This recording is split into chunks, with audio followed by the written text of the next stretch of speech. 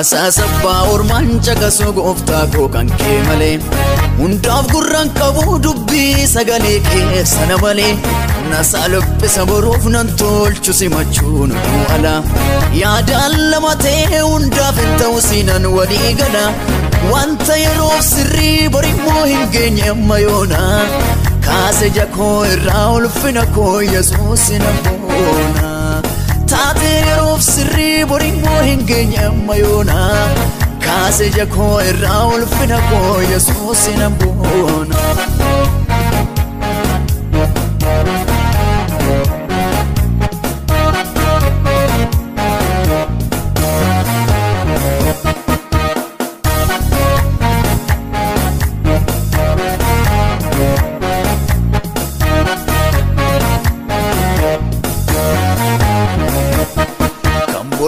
Tuliise waanarra suura boriina fayyaa galma koo boriitan ijaara suura boriina fayyaa jibbeeran ta'u hundumaa fi karaa suura boriina fayyaa abdiin koo si'oon nama rara suura boriina fayyaa tuqbadaa fakkaatu tola suura boriina fayyaa barbaadu badii galgala suura boriina fayyaa ijarraa fudhe biyya lafaa suura boriina fayyaa mursi malee maaltu nattafaa suura boriina fayyaa.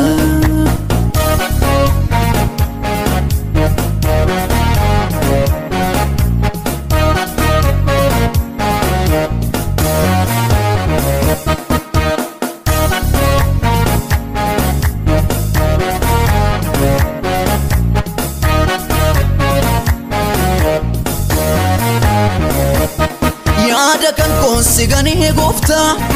oduu bakkee joorutti ni dhuu hundumaaf si mana wayyaa jedhee murteesse kan keendidu wanta aduu gadii namanuu gaariin jedhu ni dukkana gufuu wayya jedhee keetan filadhee balfeera kan siinala dhufu taatee lafa irraa namanuu gaariin jedhu ni dukkana gufuu wayya jedhee kan kee filadhee balfeera kan siinala dhufu ulfinarraa ta'in tolladdaamifuu odoo alaan naga'u isarrattuun jibbe kanaafuu odoo alaan naga'u kan siif na cimsu kan kee malee odoo alaan naga'u keetan si madda daddabalee odoo alaan naga'u miidhagfachuuf jireenya boruu odoo alaan naga'u kan dhufu ebba kan koodoruu oduu alaan naga'u miidhagaa summi harrabasaa oduu alaan naga'u innoo salphataadha yaada isaatu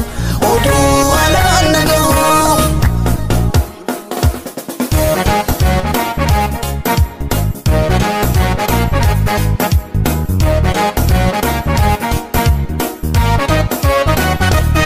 Kanatittiin naman jaalanne tattaaba'uun ulfina qaba isatti tuufatte jaaladhe badiif harka sababa hin banne Luut Sodoom wajjiniin si dhagaheetu of oolfate dhagna soo giddatti geeddarte si didee duuba millate.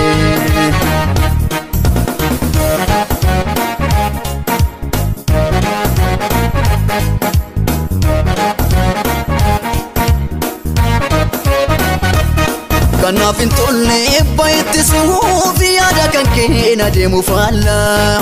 hin fuudhuun si nagahuus kan keetu mara jaala hirrisiin qofa Yesuus koo dhagaadhiinan godhu jaala hin fuudhuun si nagahuus kan keetu mara jaala tolaan isaa ta'u lolaanis simu ittu lolli haala hin fuudhuun si nagahuus kan keetu mara jaala. nagabada sedanienu dida sirran ta'u halala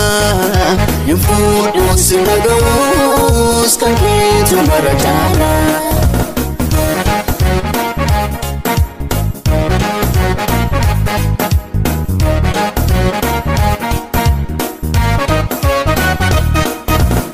nafgalera hichetinke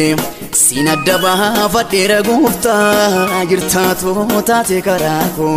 kan sinagachisisu enyo jalatamera takasiini fira hundan ta'u abbako nafgalera hichetinke sinadaba fadera gufta jirtato tate karako kan sinagachisisu enyo jalatamera takasiini fira hundan ta'u abbako